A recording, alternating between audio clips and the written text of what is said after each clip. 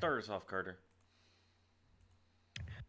Spades take up leaves no better than spoons, and bags full of leaves are light as balloons. I make a great noise of rustling all day, like rabbit and deer running away. But the mountains I raise elude my embrace, flowers over my arms, and fade into my face. I may load and unload again and again till I fill the whole shed, and what have I then? Next to nothing for weight, and since they grow duller from contact with earth, next to nothing for color. Next to nothing for use, but a crop is a crop. So who is to say the harvest shall stop? Gathering Leaves by Robert Frost from the New Hampshire, 1923. Anyway, you got some ibuprofen. I have a headache. Why did you open with a poem? I don't know. I thought it The would be people funny. being me want to know. I don't know, because it's fall, and I like fall. And Robert Frost is a nice writer who's like, he's good because he likes writes very beautiful prose, but also in terms of like literary like study, it's like I don't want to. It feels degrading to say this to his work, but it is like baby's first like poem analysis. Like he writes in a very like plain way that's very easy to teach kids. Like here's how you can look at poems and learn things about rhyme structure and intent and the use of figurative language. Yeah. Um, but also, thought it'd be funny to do that and then go to the fact that I have a migraine because yesterday was your birthday celebration. Happy birthday! Pew, pew, pew, pew, pew, pew. But yes, welcome to Don't Sleep on Football. Carter here. And I'm a year older. Hell yeah! I think it's And gonna be my what? point. I'm never gonna introduce myself. I'm going to try and figure out something to say. Like I kind of did it last season, but I think this season I'm gonna admit to saying something based off of what we talk about before you intro us. Frankly, it's funnier than my bit. Um, plus, it's a good example of yes anding. But yeah, so for for Kevin's birthday, the NFL was very kind enough to start the season after over 200 days since the last full week of NFL football, if Red Zone is to be believed. Mm-hmm. We are back. We have a full slate of games Thursday through Monday because we've just decided we're going to commit to the Friday thing. And we're here to just give you a little sampling of the opening week, some fun things we think are going to happen, and our don't sleep on teams for the year. The teams we feel like you should keep an eye on, even if they're not in the news every day. Yeah. Um. Yeah. It's a new season for us. We're back into the swing of things, and I'm excited to be back. I'm happy about this. This was long overdue. It really does. You realize you're like, shoot, I know something's missing. We don't like. It's so weird to just have that gap in your schedule where you're not recording this regularly. Yep. I think But shall we kick it off? Oh, go ahead. I was gonna say it's that one of those things where it's just like I think about it like over the summer. I was like, am I supposed to? No. And then I kind of forget about it in like August, and then it's just like, oh, we're coming back, and then it's like, fuck yeah, dude, we're coming back. Yeah, and then this week becomes the week from hell, and you're like, I got to make. Oh man, how are we gonna fit this schedule in? And yet we somehow pull it off.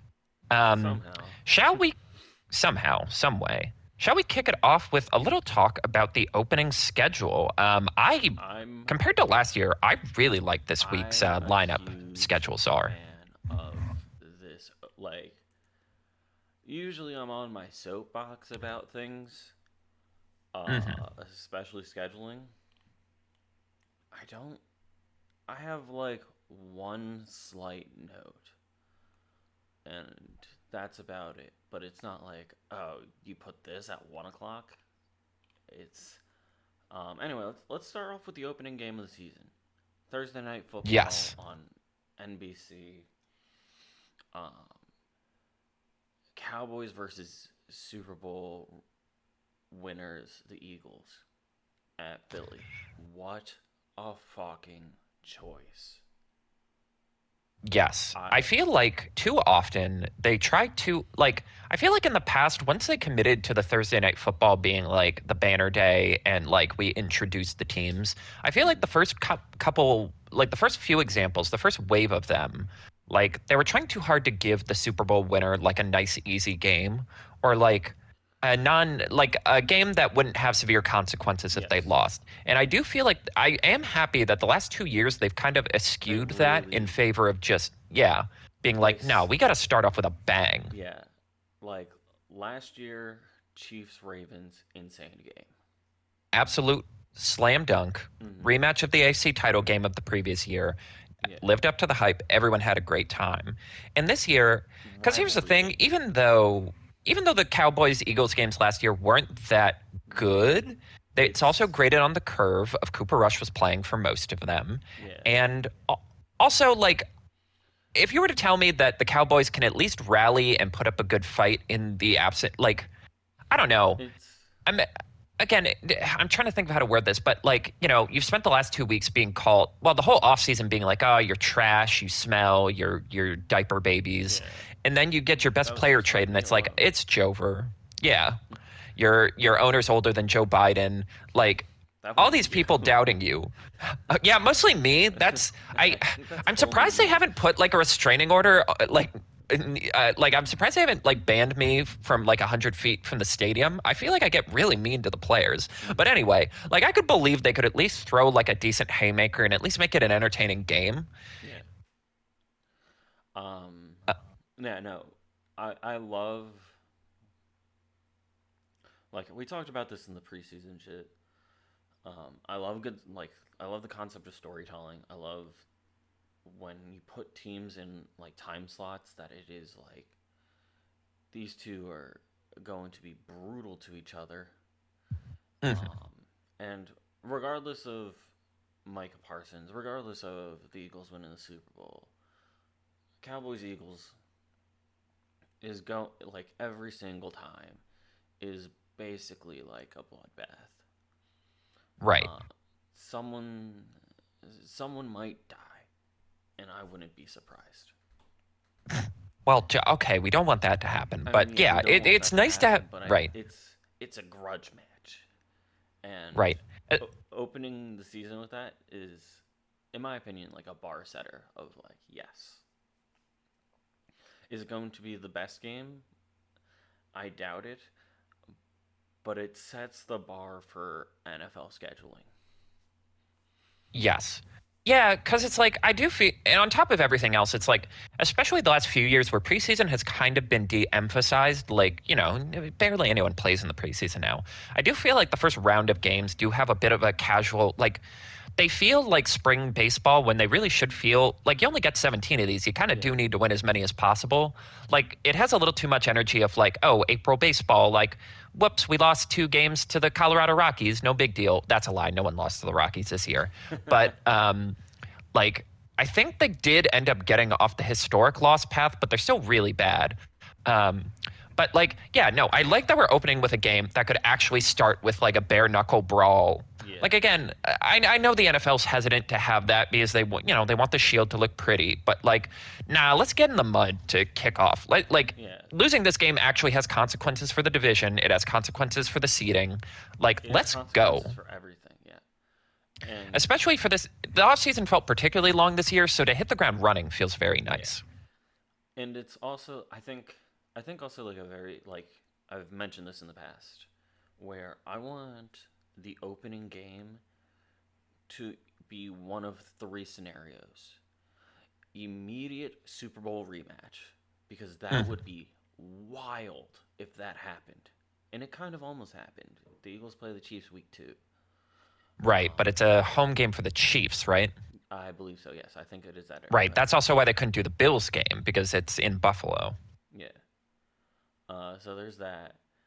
So Super Bowl rematch, kind of what they did last year, where it is two conference juggernauts, like Ravens Chiefs going at it. A real tone setter for everybody watching at home, going like, "Oh yeah, we're back in football." Mhm. And then what is happening this year? Division rivalry.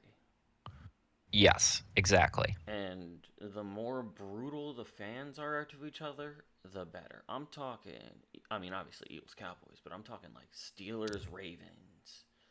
Like I want teams that hate each other. Lions in their entire division.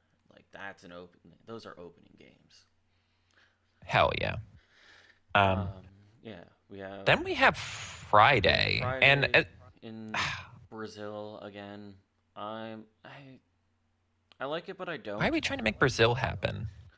I don't know, but I like it in terms of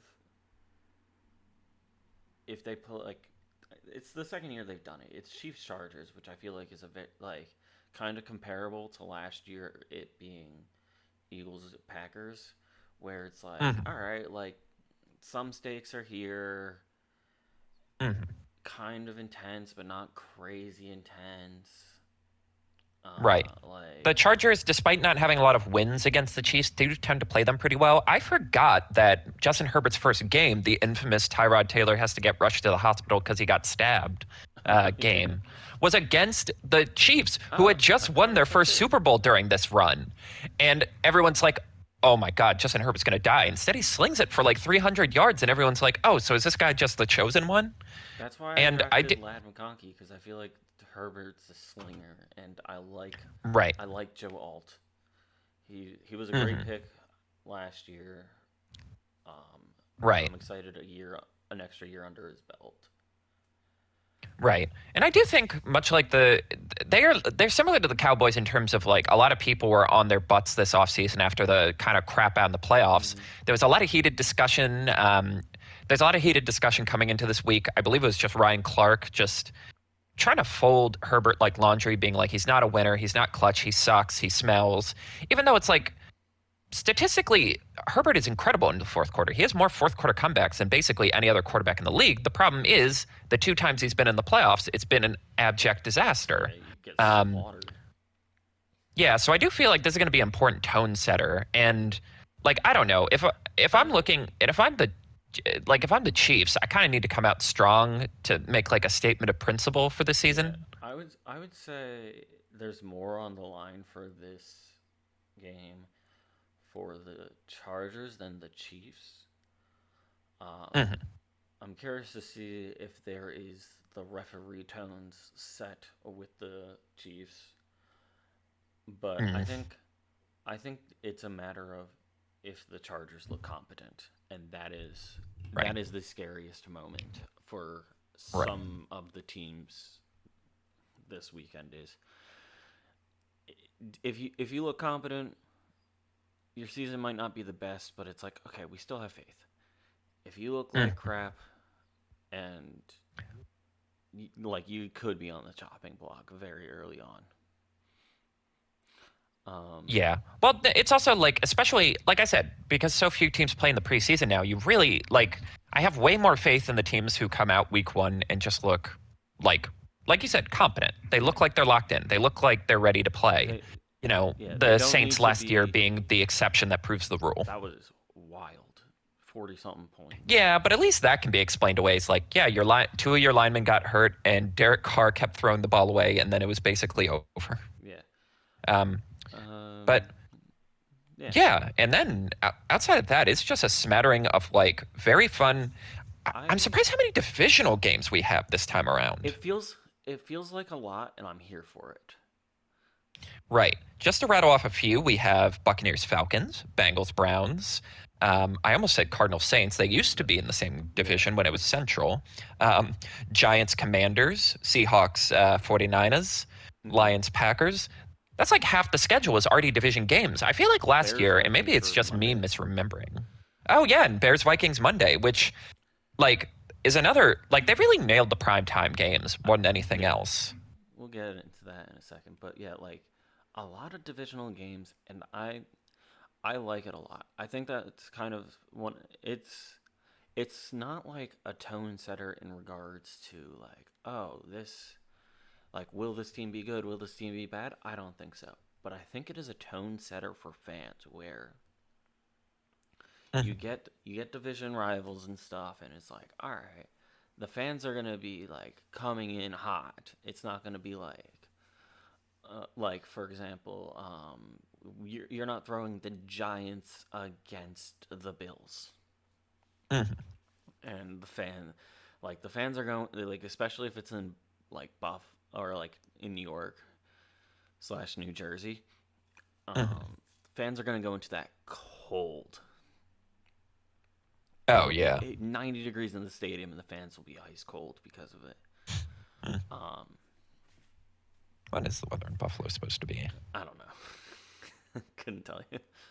I'm not the weather guy. Hold on, I have it.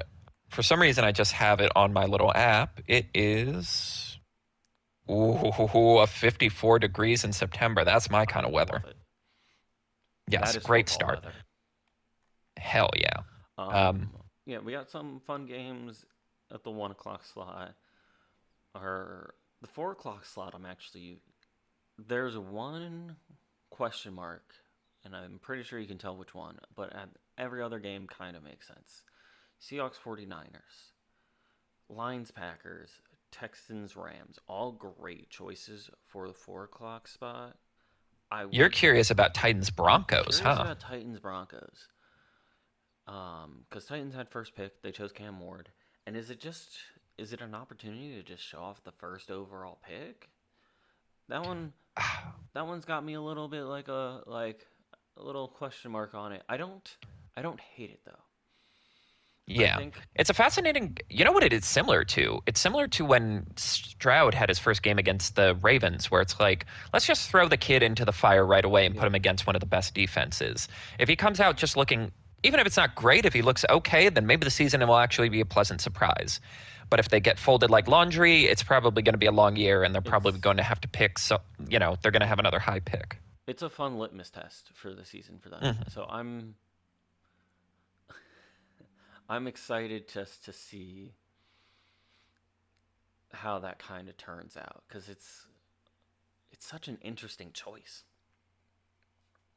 Um, the the only one I would consider moving out of the time slot is Lions Packers. I think that would be a better Monday Night Football than Vikings Bears, just because I think that would be a lot more competitive between the other two. But I also don't hate Vikings Bears in that slot. Still Mhm.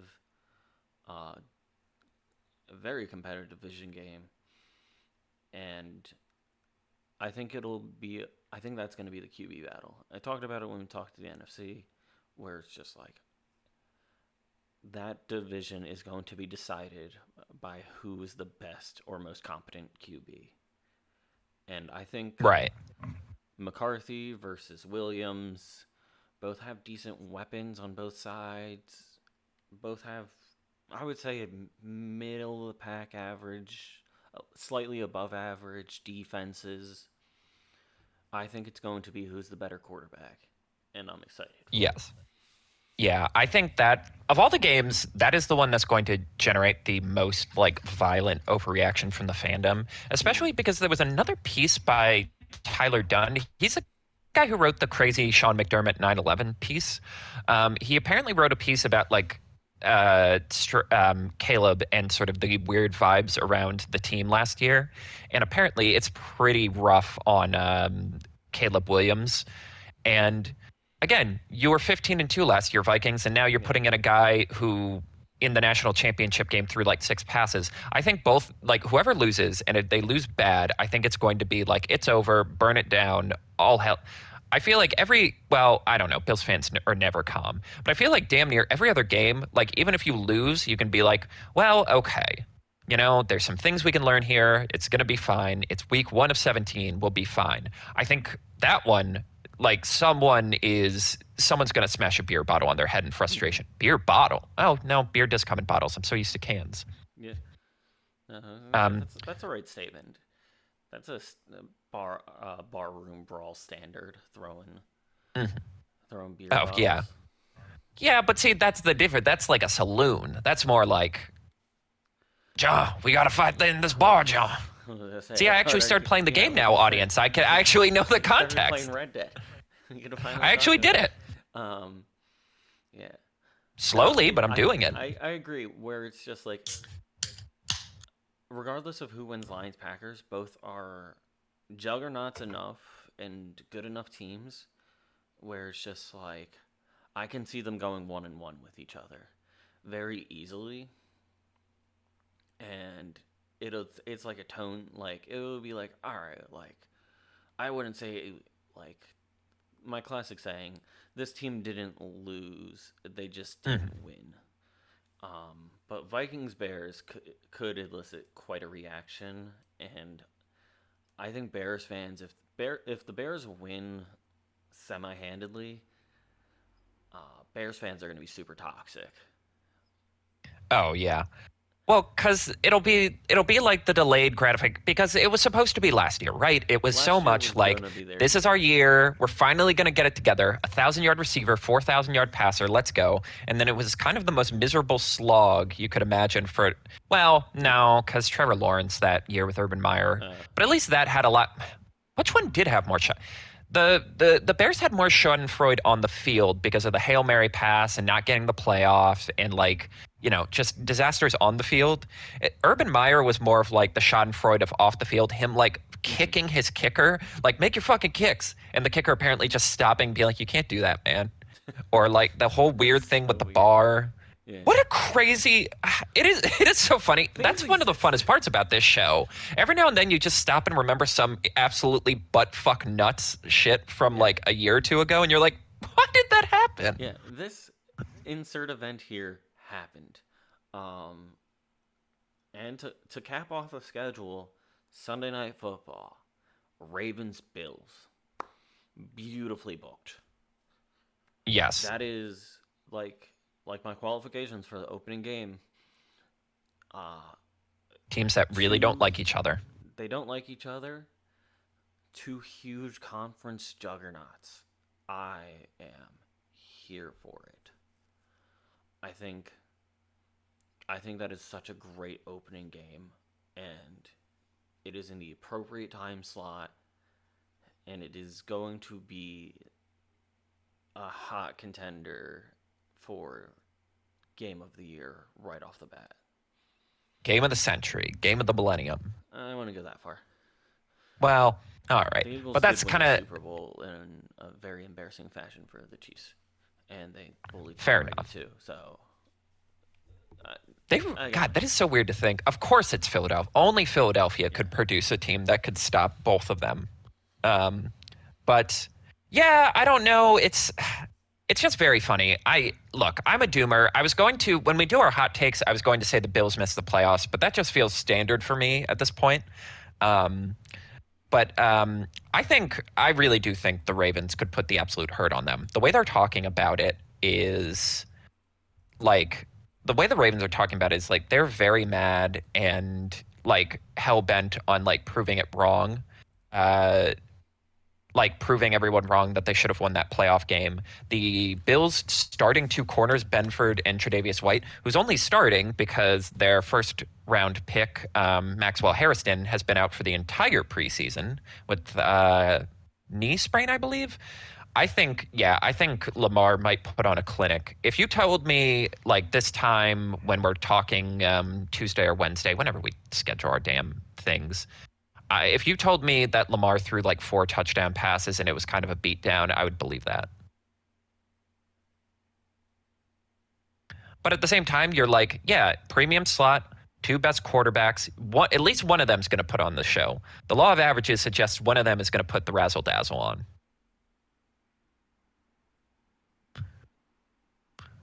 And Kevin's already tired of my doomerism. Um, but yeah, I don't know. I hate being such a bummer about the Bills all the time. Like this isn't fun for me, folks, believe it or not. Like I usually like to be a little more optimistic than this. But this game in particular, I just really feel like is going to set a bad tone for the Bills. I really do think like all of the Bills are done, the Bills are cooked should have been this season, not last season. Because again, last season they had an easier schedule, and like if I'm being honest, outside of like it would have been helpful to have Diggs, they didn't really give away or let go anyone who really really mattered. yeah. Um, I feel like they didn't but give they don't give Josh weapons.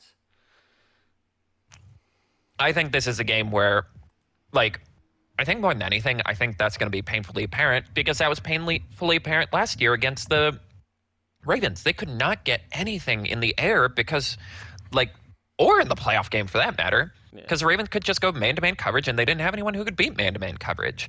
Like, really, they fucking have to hope between Kincaid and Keon, one of them actually becomes what they hope they can be. Yeah. Otherwise, they're kind of fucked.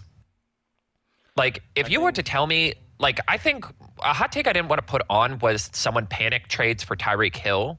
And if you were to tell me the Bills do that, I would totally believe that. uh, If it was a matter of saving people's jobs. yeah, I think that's just the only like Josh Allen is clearly like a he can sling. Mhm. That's a fact. And I think that's the like only thing holding them back is he They does not don't have want a sling. That's the problem. he does not have a top tier target for that. You You know, give it's so him funny. you give him You're a top absolutely right. 10 quarterback, Bills or quarterback, he is a top 10 quarterback. He's way higher Yeah, than but what if we had two if you give him a in top case we lose one of them? Guys, where's Josh? I don't know. He was on the bus. Josh in the middle of downtown Atlanta somewhere. Hello? guys, I gotta get to the uh, field. I gotta get to the game. Where's my wife? yeah, but give him a top 10 receiver, and that team is in a league of their own. And you know how I know that? Because I did that one time and then just gave up on it. Yep. You know what it is? It's so annoying because it's like they got bullied off the field by the Bengals in the playoffs and then became hell bent on like getting tough. So they're like, we're going to put all of our chips in being able to run the ball. No more turnovers, no more mistakes, no more slinging it. And then quietly, everything you hear from the Chiefs really underlines that their takeaway from that Super Bowl loss was like, hey, you know what makes everything easier?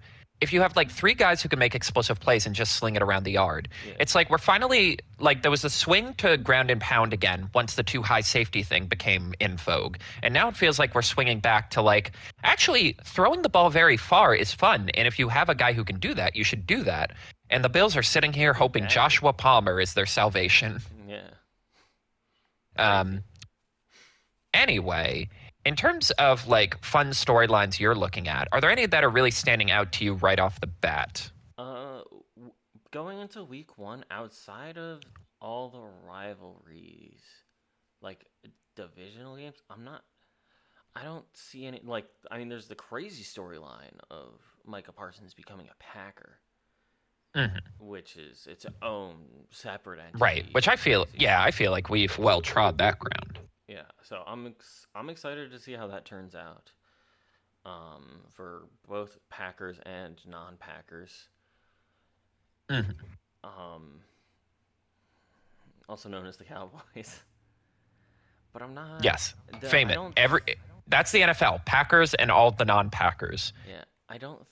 Western New York There's non-Packers, Texas non-Packers, other yeah, Texas non-Packers, Florida non-Packers. Florida Anyway, non-Packers 2, Florida non-Packers 3. Packers 3. Why do we have 3 Florida teams? Because the people like Florida.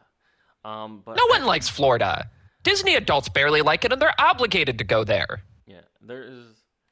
I'll talk about it a little bit more because I also think it is my don't sleep on game. But the only Mhm. like silly, funny storyline that isn't like a divisional game or something like that is I like Steelers at Jets with Aaron Rodgers as the starting quarterback for the Steelers, going back to a team that he very systematically destroyed over, He like, got everyone fired. I think for a net total of like 18 games. Right. Yeah, for barely a season of 2 years. play Yeah. and like 7 wins. Yeah. It's great work if you Um, can get it. but Uh, that's well, yeah. that's also interesting because also the Steelers gave away just let Justin Fields go. To the Jets, so it's fun. I like that. Yeah, it's like fuck it, let's just swap our quarterbacks and see what happens. Does that seem good for everyone? Yeah. Um. Um, Yeah. That's all like the super like. Oh, this is like a real fun moment at the time, because it's like you said, preseason doesn't really matter. I do like it as kind of a proving ground for making the 53, putting them in like a little bit more of a realistic environment. Hmm. Seems good. Could really play on nerves and stuff, but there isn't anything crazy. Like last year, you had the Saints absolutely demolishing. So like, if it was week two, I'd be like, "Oh, are the Saints actually like the best team on the in the league?" Hmm. And after week two, I would have been like, "Yeah, probably." Evidently. And then week 3, we were all like, oh no. Yeah, no, bullied. Yeah, it's Um, like, why did we fall? God damn it. Why do we keep laying this scorpion onto our backs? We know what's going to happen. yeah, so I'm excited to As I'm like see. floating in the water face down, just. Yeah, I'm excited to see the rookies step up. This is a very fun, yeah, this is Actually, a let's say very fun rookie class. the rookies and the second years, the sophomores. Mhm. Because I mentioned a second with like people like Joe Alt getting a season under his belt.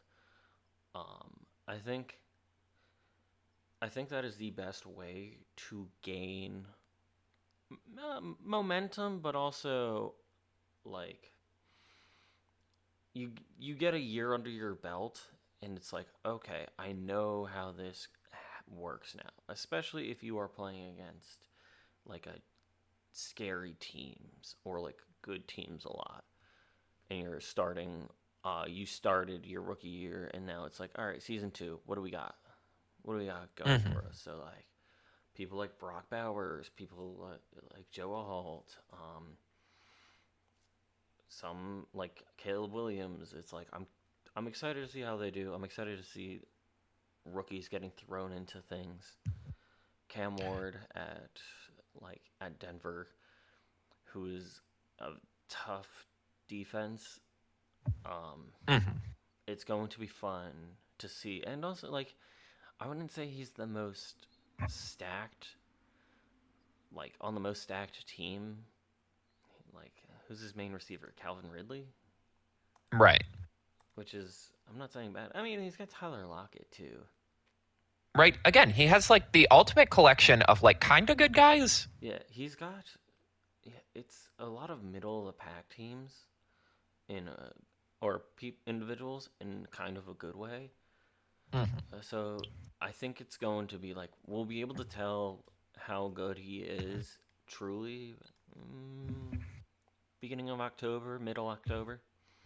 Right. I My think biggest challenge for them is I just have no faith in their coaching. I just think they did a really bad job handling the Will Levis experience last year. they did.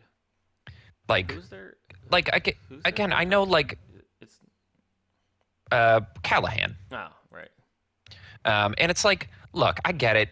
He wasn't very good, but and he was making like cartoonish and turnovers. But at the same time, it's like more than anything, your job as a coach is to keep everyone locked in. And if you're melting down at this kid, like, how's anyone going to focus?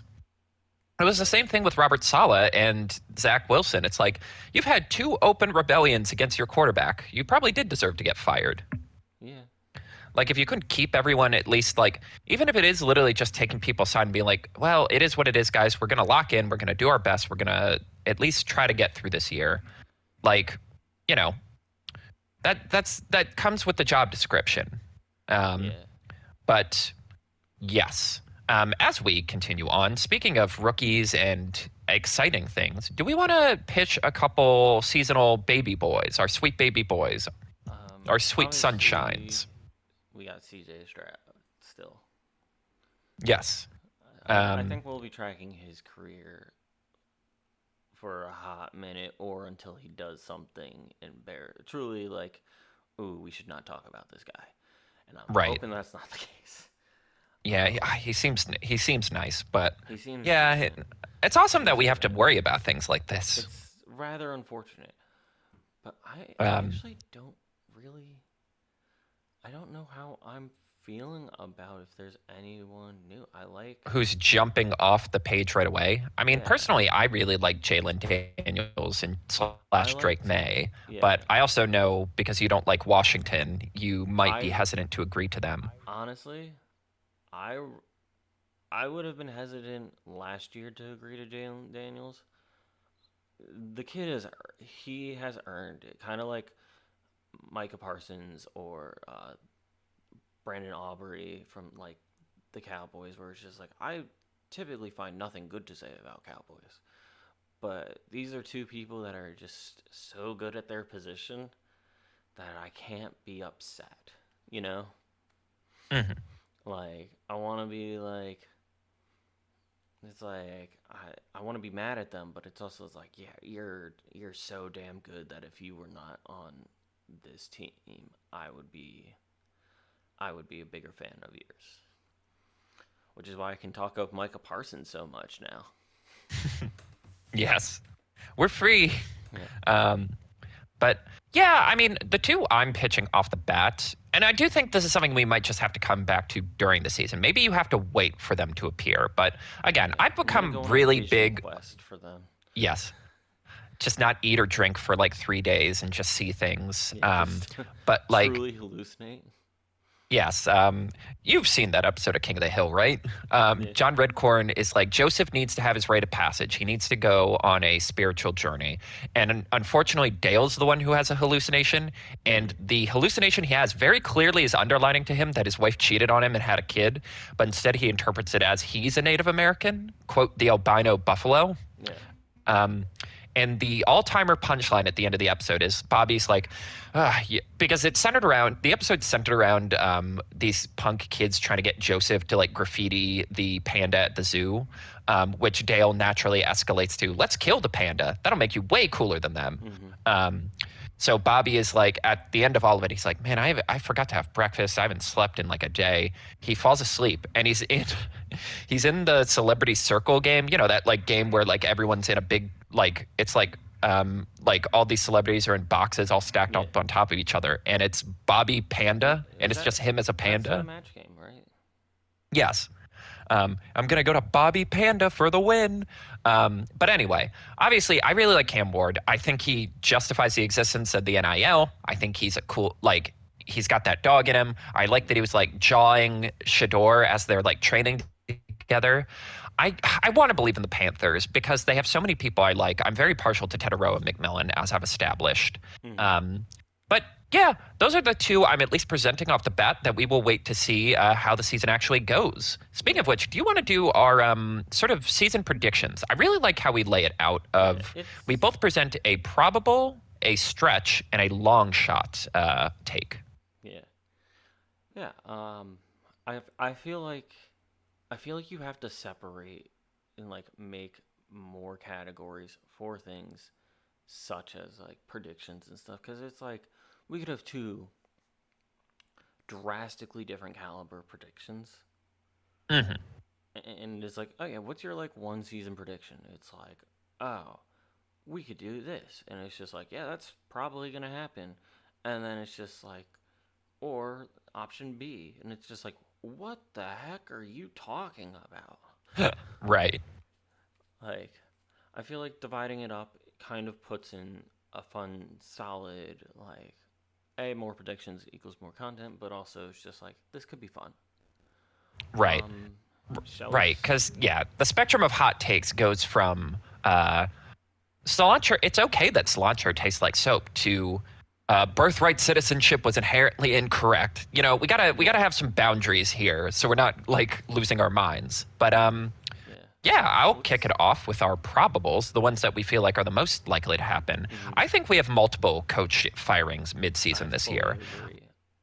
Right. And that's not like a hot one. I feel like that happens pretty often.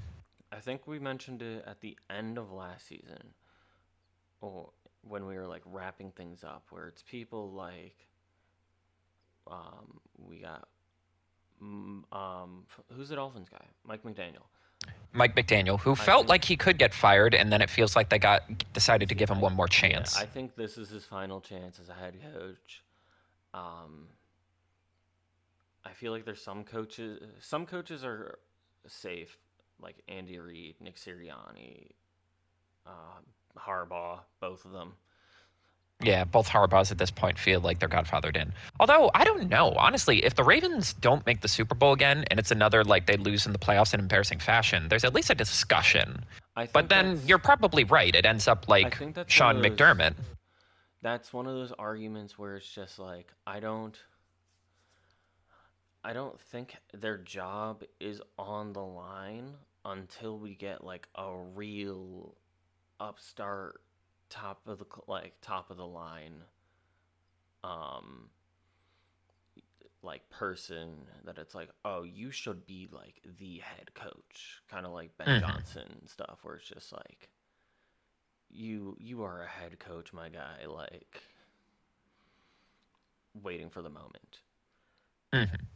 And as of right now, I don't really think there's anyone that's like not active or not doing much where the Ravens need to think about replacing him because he's still, I would say, he's still very much top 10, even though can't really finish. Right. Well, they have pills for that now, but Yeah. um, I am worried you. for I the Steelers. apologize. Yeah, nice. I am worried for the Steelers head coach, Mike Aaron. Tomlin, Yep, yes. Tomlin. Mr. Just Above Brian Dable, of 500, course. Brian Dable. But Yeah. yeah, Aaron Rodgers being on the team and based off of his performance with the Jets, I'm worried if you give him too much room, Hmm. it's going to be bad. Right. Yeah, it's just we have a weird confluence of head coaches. Hmm. Like, it does feel like there is like a sentiment. Like, again, people would have been shocked that you should even suggest firing Harbaugh or Sean McDermott back in the past because it's like, look at their win percentage, look at Yeah, their divisional wins. Like, but I do but feel like can there has been a you? transition in terms of like dissatisfaction with just being good enough that I think puts a lot more coaches in sort of the line of fire. Hmm. Like Kevin Stefanski's objectively done a pretty good job with the Browns, considering he's been dealt a pretty crap hand. Like, Terrible hand. yeah, Mike Tomlin again is on a historic record of like win percentage. Like these are coaches, even like Kyle Shanahan. It's like okay, but if this isn't the bounce back year where you make the playoffs again, there's a lot of wild cards that could get fired, but then there's the obvious ones of like Brian Dable feels Yeah, like he if this season doesn't go well, he's done. he You know, feels like one of those. Mike McDaniel. Yeah, Mike McDaniel super feels like he's on the chopping block. Um, Brian Dable is like an interesting one because like I feel like there's bad teams that know they're bad, and then there's bad Mhm. teams that just happen. And I feel like the Giants Yes. are in bad teams that just know they're bad, where they don't really have to worry about it until they want to like if they until they like find like a guy like actually vetting out people as opposed to it's like let's fill in this blank. Um, Yeah. the teams that are like bad like it's like how did this team turn bad so fast? Kind of like your Mike McDaniel, where it's like yeah you're I'm not surprised you're gonna get fired. Like Mhm. what happened here? Right. Yeah. Well, and also there's just a lot of teams that it felt like they should have fired the coach last year, but they probably talked themselves into like, you know, well, it was We'll bad, but keep it it wasn't for that bad. Yeah. we'll keep it Like for a again, Mike couple McDaniel, you weeks. can be like, it was a season from hell. Tua was hurt again. Like Tyreek was hurt most of the year. Dayball, it's like, well, we have the pick. He got his quarterback. We got to let him develop the Hmm. quarterback. Um, Steichen, it's like, well, Anthony Richardson asked to go out for that one play, so clearly he's Hitler. So we have to give him another chance. Um, Gannon, like, there's a number of them that are like that. Would you like to share your probable pick? Okay. Um, my probable pick is I think we're gonna have a very big humbling of juggernauts. I I think really agree with this one. I think we are at this very interesting cusp. And we were kind of there last year. We're kind of like shifting into so like there was like the era of like Tom Brady, Peyton Manning, Eli Manning, etc., where it's Mhm. just like these guys are like the guys to beat, like week in week out, and I feel like you have like we're at the cusp of the generation after them. You're Ravens, your Bills, your Chiefs, Yes, I hard agree with this one. the Eagles every other year, um, where it's just like those guys are kind of like they've been set in stone for so long that you see crazy playoff wins from the Commanders. Mhm. You see people just getting humbled out of the playoffs, like the 49ers, where I think we're hitting that next iteration of teams because they've been pretty stationary for so long Yes. It does feel like that there's been a logjam of good teams at the top for a while now. yeah, that people are learning how to play against them specifically, Mhm.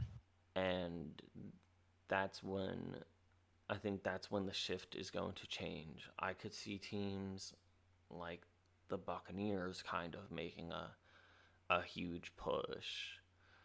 I could see my don't sleep on team, which I'll go into a little bit more with, like the Broncos making like a Mhm. heftier push. I could see the Packers kind of returning to greatness. So Right. I think I think that we're on that cusp of it happening, and I think this is going to be.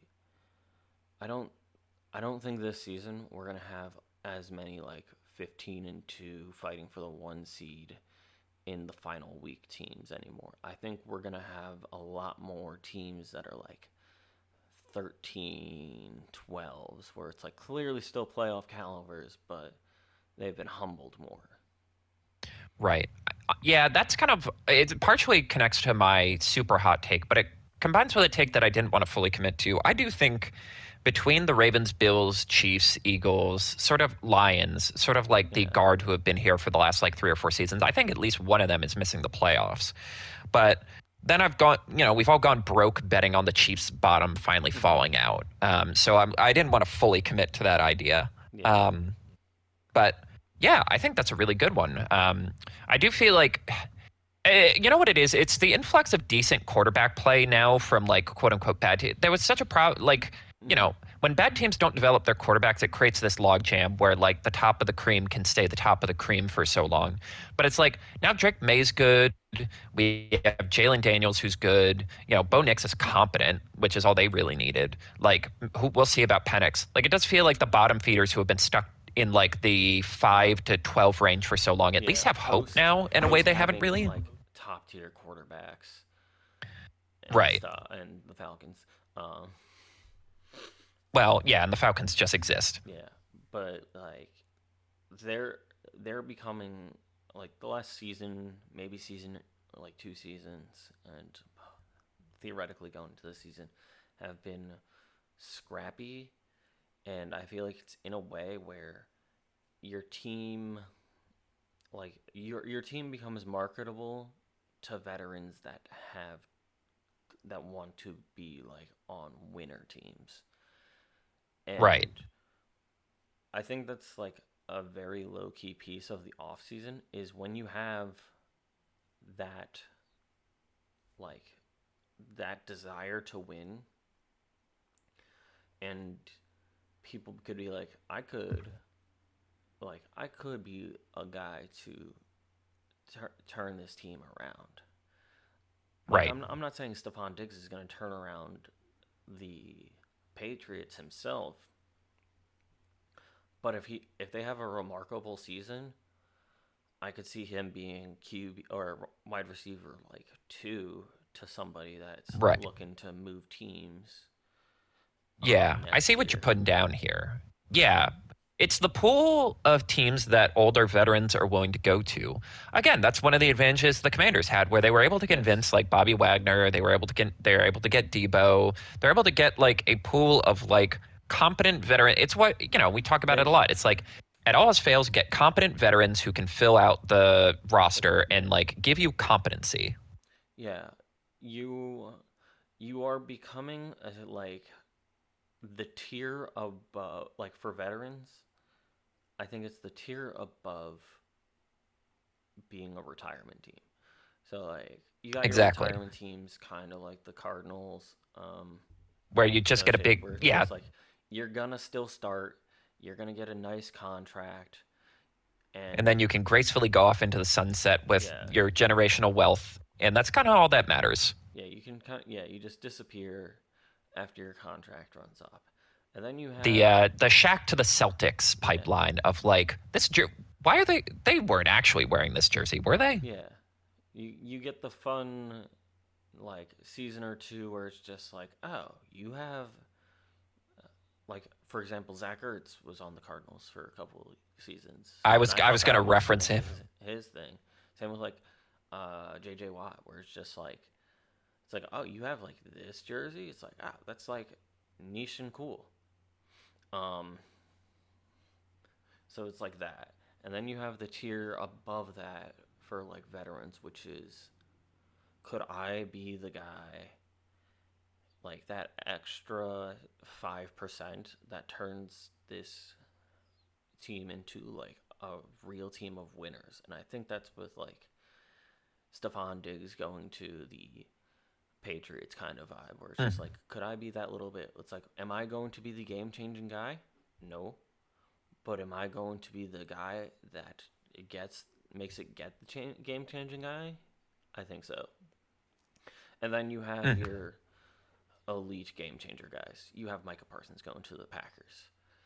Like that's when it's just like, all right, like you're a good player going to a good team and you're still going to start. It's like you want to build the super team. mm. And that's that final like category.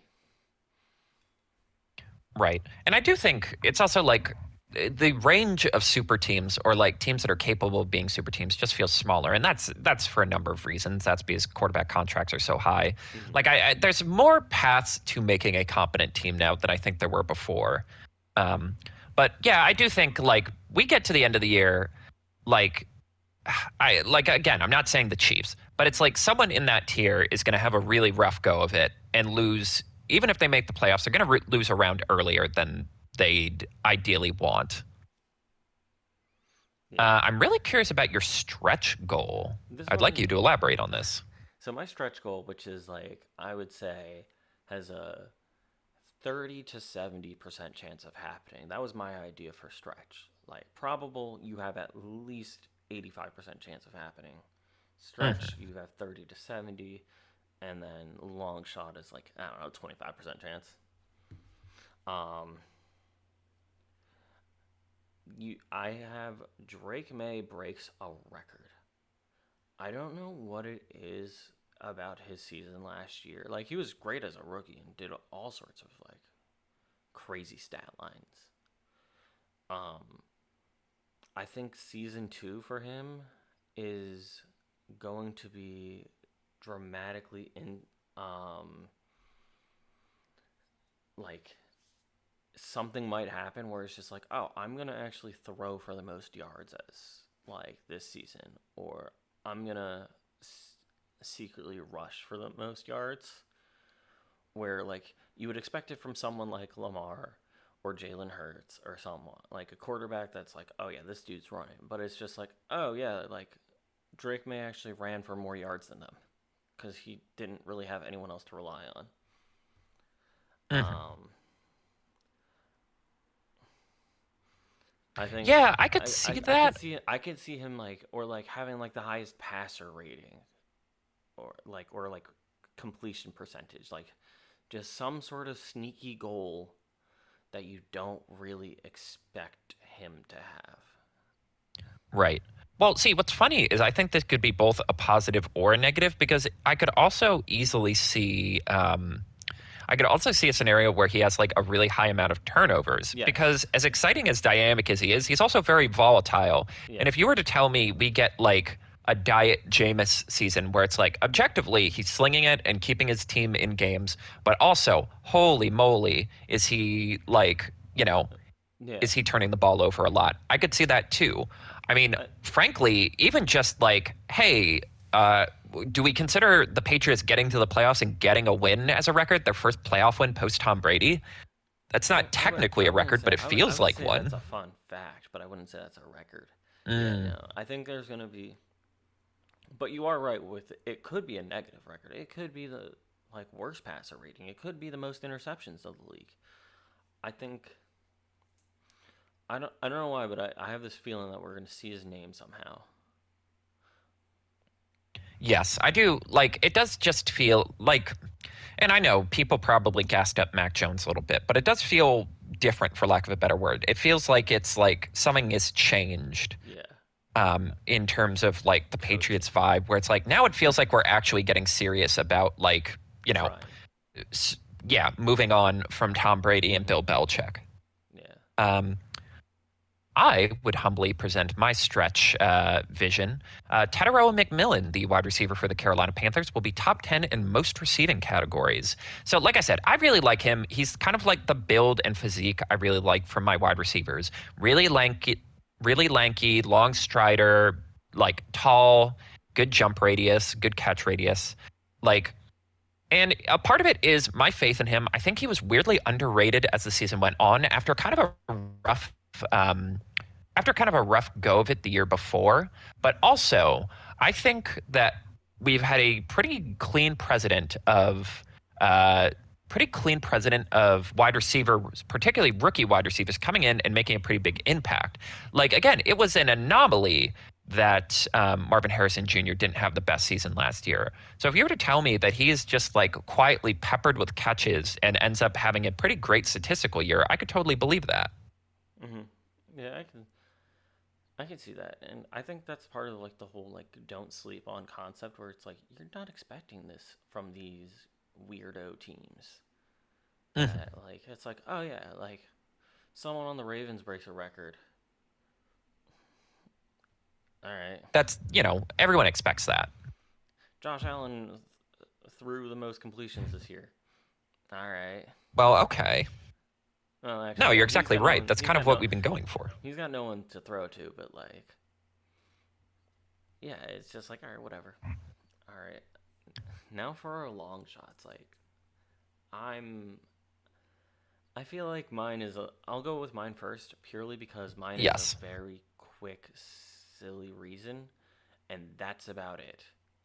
Um, there is a weird, fun statistic of like since 2020, if you hosted WrestleMania, your team ends up winning a playoff game the following year. Really? Yes, at least a playoff game. Hmm. Working backwards from WrestleManias to completed seasons. WrestleMania 40 was held in Philly, Eagles. WrestleMania 39, the year before, was held at SoFi, Rams. Like, it's not like, oh, you're going to win the entire thing. It's, you're going to make it to the playoffs and probably win. And it's like that for like 5 years, like post 2020 when everything was like shut down. Um, yeah, I think it started That's an with interesting stat. being I did not held know in that. like Tampa and then they made the playoffs. But it's just like such a silly stat line.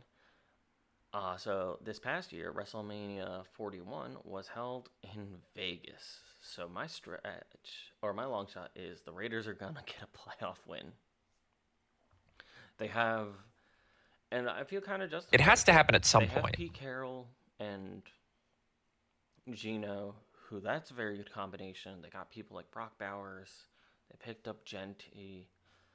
Um, they still have Max Crosby. I think they made themselves marketable in a fun way where I could see them squeaking a 7 seed. Like they can squeak in the 7 seed spot um with some like tricky wins over like Denver and Kansas City that like they just win like a tiebreaker or two to put them in. Right. Yeah, it does feel like, and like, I know, again, we've gone broke believing in the totality of the AFC West we've begged for them to put another team, like have another serious team. And I do think that if it's going to happen, it kind of feels like it has to be this year. Between the Broncos, Chargers, Raiders, it feels like one of them has to be a serious contender this year. And they do feel like the fun sleeper team this year in terms of like, you know what? What if we just get like wily veteran experience and try to supercharge this? Because I've talked about them. They're a weird team because they've actually not been that terrible talent-wise for a while now. So like, and they still have a lot of that talent. Just outclass you though. Right. The problem has always been the coach and the quarterback. So what if we just get the best coach and quarterback we can afford and see if that just supercharges everything? And like, yeah, if it doesn't happen now, then I just don't think it's going to happen, frankly. I also then you might have to take this off the list. I also like the Geno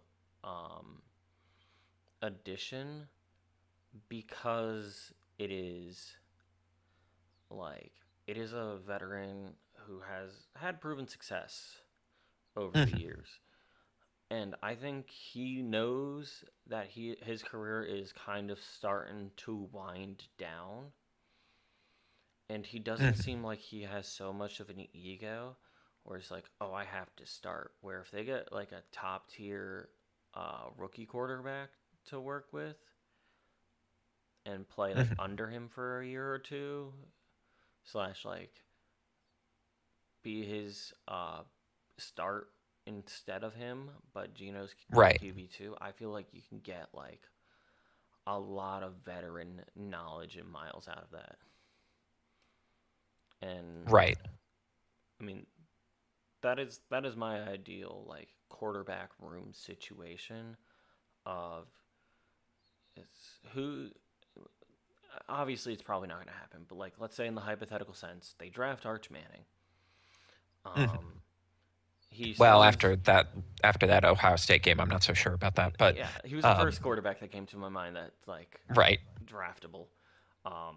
Yes, I know, but it is kind of funny. It is a silly. That was too perfect. That was too perfect of a game. Of course, it went like that. Yeah. Because it would have been boring if he was just good right away. But you have him, and you have him do one season as Geno's backup, and then one season with Geno as his backup, where Geno's on the headset. And just like helping him, like maybe not calling the plays for him and stuff like that, but just being like in between, just being like, hey, make sure you like keep tabs on this like linebacker, watch for this gap, like someone with a lot of like a hefty amount of veteran experience. Right. Yeah, I see. Yeah, I guess their long-term future is more optimistic than I want to give them credit for. But I do feel like, in terms of you've predicted this how many years in a row now? Way too many. Yeah. So way too many, boss. It feels like the stars have finally aligned in a way I believe, or I want to believe. I am so sorry. Mine is a little. Yes. Mine is, yeah, well, I've sold at least some of my stock, so I'll look silly if it ends up working out. You've bought the dip. Instead of selling when everyone's selling, you bought more. Yeah. But yes, no one. And meanwhile, what's his name? Distribution manager for the Vegas Raiders. I almost said Oakland. Yeah, Jesus. Well, because they should be in Oakland. Stop stealing Oakland's teams. Like Jesus. Hit us but here. Mine is simple. I think all 4 teams in the conference finals are going to be new this year. Like we said, there is an influx of talent. There are a lot of wildcard teams who we might not necessarily see coming this year. And I think just like, again, if the pool of talent is bigger, I feel like things are destined to change. I do think there will be a couple cool opportunities for like teams that we're hyped for. And like, obviously there's a little cheesing this because it's like, the 49ers could rally and be good again. The Packers could get back to the conference finals again. There's like there are plenty of different options for teams. Like, I think the pool of talented teams right now is so good that I do feel like we're due for a change. Mm-hmm. Like, if there was ever going to be a year where the Chiefs don't automatically make the conference finals, I feel like it would be this year. I do feel like, again, the Bills finally made the conference finals game after being stuck in the divisional round for forever. Like the Ravens could easily bump them out. And it's like, yeah, the only one where I'm like the one I'm most certain about making the conference finals, the Eagles. But again, the Eagles are not too dissimilar to the 49ers, where they'll have a year where things kind of just get wonky and they don't quite reach their expectations. You I feel also like have this to is a, account for this NFC East curse that's going on. yes, exactly. Like, something will happen. Yeah. For context, NFC East has not had a duplicate champion of it in like 20 years now. Right. But isn't that ideal? Like, I mean, I like the it two, all. oh, It's yeah, it's competitive and it makes it fun, but also it's exactly. nervous because my team was the team that won it last year, and Right. But at the end of I the, don't like those implications. yeah, but it's always what I say in terms of like again, so much of the claim to fame for the Bills is they keep winning the division, but I think that's such an overrated stat because I'm like, I've always thought that's an overrated stat because it's like that's more an indictment of how bad the division is. Like I got to the point with the Patriots when they were running the AFC East where it's very clear the other teams just weren't. They Like were phoning basically at it some in. point they just accepted. They're like, we just have to wait till he retires. We're gonna Yeah, push the chips in when he retires. And you, you that is you like get like a where I Mark feel like all these Sanchez teams are with the Bills season now. with Yeah. the Jets where it's like somebody's gonna put up a fight, but you don't like nobody was like, oh, we're going to be like their enemies back and forth. Exactly. Yeah, so that's mine. Pretty simple, pretty Mm-hmm. straightforward. Speaking of wild card teams who we don't see coming, do we hit our don't sleep on teams for this year? Yeah, let's hit them up. I feel like mine is less of a don't sleep on team than yours. hmm Um, I went I with feel like this team has gotten a lot of offseason hype. they've gotten a lot of offseason hype. I chose the Denver Broncos, and I think I already said that earlier.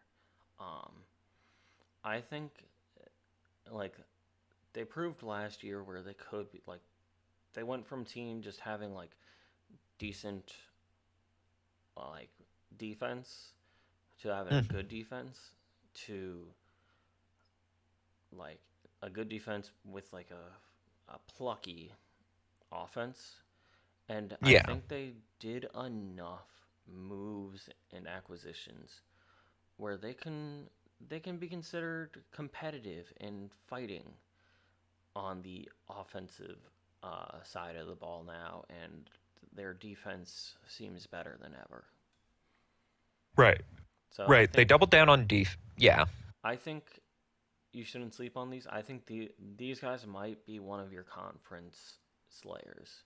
I'm not saying they're going to win their conference, but I'm saying a loss to them could be the reason the Bills, Mhm. Chiefs, Ravens, whoever does not get their like get into the conference game. Right. Exactly. I do think they doubled down on defense. The defense is as good as it's ever been, and it's another year in the system in this system with it's another year in this system with Sean Payton. I Mm-hmm. just feel like, I just feel like the stars are aligned for like the most optimistic season they've had since Jesus. Like what Peyton Manning was on the team. Yeah. Like it feels like it's time. Um, and like, yeah, again, they are a critical part of a very exciting period for the AFC West. Um, Mine is honestly, it's funny because I'm like, I don't feel like we need to over explain these because we kind of talked about these in our off-season sort of recap. I'm going the New York Giants. Interesting. Honestly, I was Super tempted to go with the interesting. Jets, but then I was like, let's not get crazy. Yeah. Um, but yes, so my stance is, I think, like, I know I said Brian Dable might get fired, but I also think, he's got his back against the wall. He's, fighting for his life. If he was ever going to pull out all of his bag of tricks, it would be now. I think, again, every decent Giants team in recent memory had a great pass rush, and they arguably have the best in the league between Brian Burns, Dexter Lawrence, Kayvon Thibodeau, and Abdul Carter. Like, you're running like 5 defensive linemen deep. You can do it like a Mm-hmm. hockey rotation. I think that's going to be huge. And then like you basically have of the 3 critical positions you need to have a great NFL team, like the premium positions that cost a lot of money. quarterback, wide receiver, defensive end. You've got two of them. You arguably have like a top flight player at both of them. If you can just get average quarterback play, like even just adequate, could we not talk ourselves into this? Could we not have a pleasant surprise? And could we not just like, if not make the playoffs, at least like compete for a playoff spot? Yeah, could we make chicken salad out of chicken shit? Right. Like, again, I'm not asking. Like, again, you saw the Steelers last year. You at least got competent play out of Russell Wilson. It got you nowhere in the playoffs fast, but, like, you know, that wasn't really what you were going for. You were going for competency. Yeah. It was the Steelers. You're going for 500, just above 500, because you can't. Yeah, you're going to get your 500, and you're going to freaking love it. I think all that's left is our don't sleep on games. For week 1, yes. So I will let you have the floor. You talked about this game a little bit, but do you have any final thoughts on Pittsburgh, New York? Yeah, Pittsburgh Jets. I don't really have final thoughts. I think this is going to be. First off, love that it's at Jets, the team, and Rodgers is the visitor. I think this is going to be interesting. Obviously, the quarterback swap, which we talked about. But Justin Fields having access to like Breece Hall and stuff. Sauce Gardner and the defense had issues with Rodgers, so I feel like it's going to be one of those. Oh, we're going to be playing extra, like this day, kind of situation, where it's like you've wronged him, and now is our chance to get like revenge at a legal capacity. So I'm excited to see how that goes. And giving Justin Fields more weapons and decent linemen is going to be fun. Yeah. Like I said, as we talked about last week, I'm like, is Justin Fields ever going to be the quarterback that I think he could have been? Maybe not, but this is the best situation he's been in. I think they're going to build an offense around what he can currently do well and then figure out if he can do more. And like, yeah, it's honestly kind of like the first time he hasn't had a lot of. What was that? Do you know how long he's locked in for? At least 2 years, I think. Okay. Yeah. Yeah. So I could see trying something, picking up some free agents, and then building around him next offseason. Exactly. I could easily see this turning into a Jimmy Goff situation where it's like, maybe the idea was to just play him 1 year and then move on, but locking in, at least like riding it out and actually having some success. My game is on the stinkier end, Colts Dolphins. I'm more interested in this because I do think, I think this could kind of decide who, like we talked about, like who may or may not get fired going into the halfway through the season. And I think this game kind of could decide that because on one end, you have Shane Steichen, who has kind of, tried to develop Anthony Richardson, was unable to do it, and as a result are now in just no man's land in terms of their quarterback play. And then you have the Dolphins, who are kind of riding out, and it's like the money's spent, you're kind of stuck with the team as it is. Like, it'll be interesting to see if one of them gets off to a really bad start, what's going to happen. Like, is it just going to cause a sort of landslide where everything goes wrong for the rest of the year? Yeah. Or will it, or will both teams play well and rally? Based off of the first game. Right. Exactly. Like, it's like, you have such a cold start, your time is over. Mm-hmm. Yeah, no, I can see that. Exactly. Right. Any final thoughts before we send our friends off to the first week of the NFL season? I'm glad to be back. I am glad to be back too. After a long summer, as we enjoyed the beach and the sun and campfires and s'mores, it's time to get back to the best time of the year. Autumn leaves, a cold crisp in the air, a nice beer, and some goddamn football. Let's go get it.